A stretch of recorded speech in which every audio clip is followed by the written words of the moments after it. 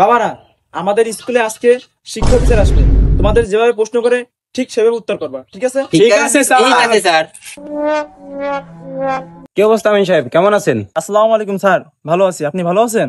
বাবারা, এই তোমাদের শিক্ষক স্যার। আসসালামু আলাইকুম স্যার, কেমন আছেন? বাবা বসো বসো। তোমরা দুজন দাঁড়াও, তোমাদের ড্রেস কি?